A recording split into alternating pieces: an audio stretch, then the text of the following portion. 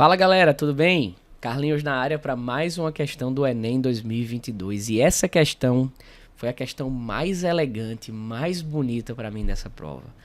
Uma questão extremamente atual que retrata os conhecimentos de engenharia genética, biotecnologia de amplificação gênica e identificação do SARS-CoV-2, do coronavírus.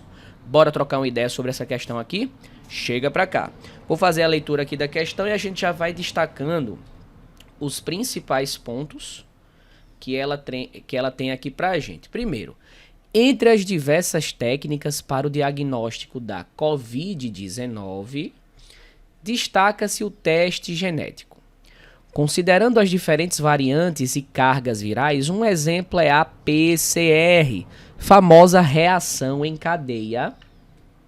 Vamos colocar aqui, ó, já puxar uma setinha, famosa reação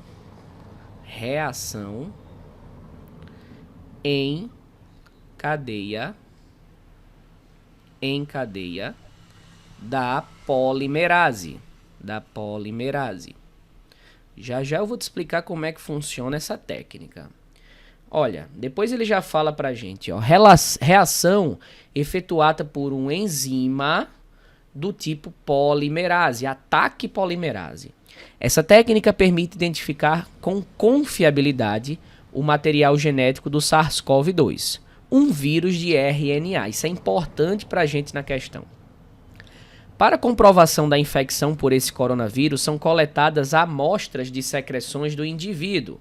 Isso, com aquele cotonete, o suag, que vai até no seu cérebro, na sua alma, horrível, não é? Mas importantíssimo. Uma etapa que antecede a reação de PCR precisa ser realizada para permitir a amplificação do material genético do vírus. Cara, essa parte aqui é tão importante. Uma etapa que antecede a reação de PCR precisa ser realizada para permitir a amplificação do material genético do vírus. Então, ele não quer saber exatamente sobre o PCR. Ele quer saber sobre a etapa que antecede a reação em cadeia da polimerase. Você tem noção do nível de conteúdo que essa questão está pedindo para a gente? Então, galera, primeiro a gente precisa ver como é que é feito a técnica do RT-PCR. Não é? O PCR é uma técnica de amplificação de genes. Inclusive, um dos mais importantes objetivos da engenharia genética era ampliar genes em quantidades suficientes para se estudar. Porque imagina, é muito mais fácil a gente estudar uma quantidade absurda, né? A gente ter quantidades enormes de amostras do que estudar uma só. A gente consegue ampliar em quantidades suficientes para se analisar, para se estudar, para se identificar. E antigamente, essa amplificação era feita em vivo, não é? Com bactérias. Hoje é feita in vitro com essa técnica do PCR, que a gente amplia genes com ataque DNA polimerase. Uma enzima termoestável que aguenta até mais ou menos 94, 95 graus Celsius, que é a temperatura que a técnica vai chegar mais ou menos.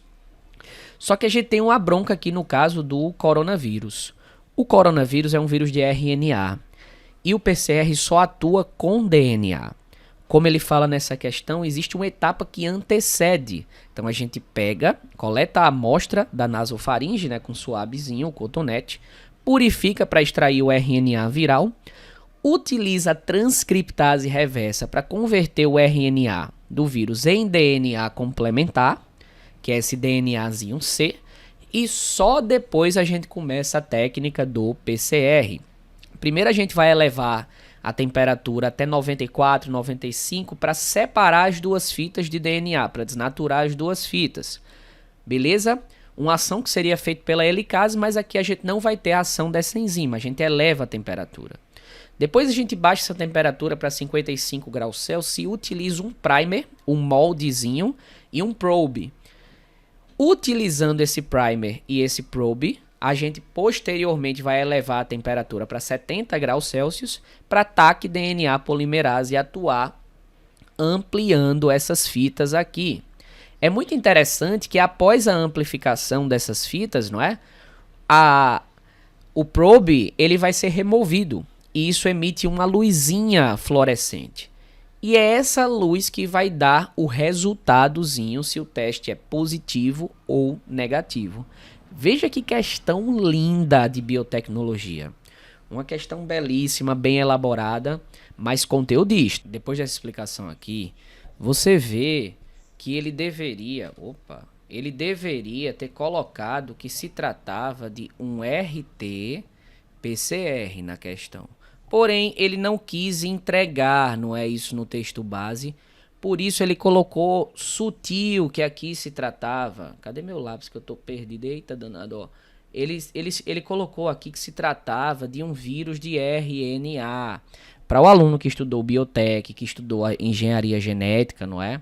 Lá no módulo de biologia molecular, entender que esse RNA, ele precisaria primeiramente ser convertido a cDNA, que é o DNA complementar. Não sei porque essa mesa está fazendo isso, acho que está quebrada, acho que vou ter que comprar outra. Pela enzima transcriptase reversa.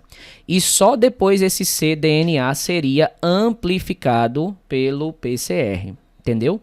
Por isso que ele colocou aqui uma etapa que antecede a reação do PCR.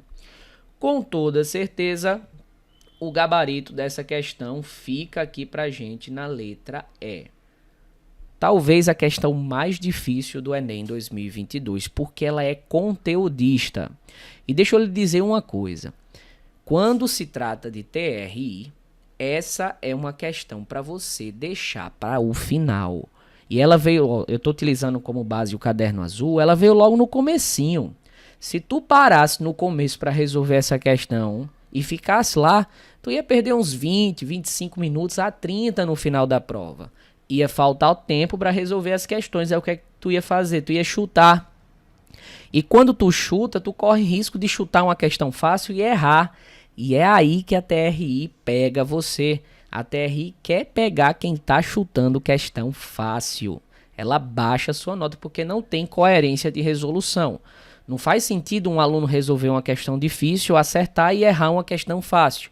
Ela quer saber se você passa por etapas. Primeiro você faz a fácil, depois a média e só depois a difícil.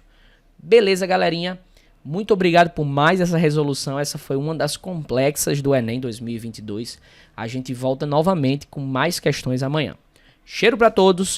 Indica esse canal, comenta, curte, compartilha. Valeu, galerinha!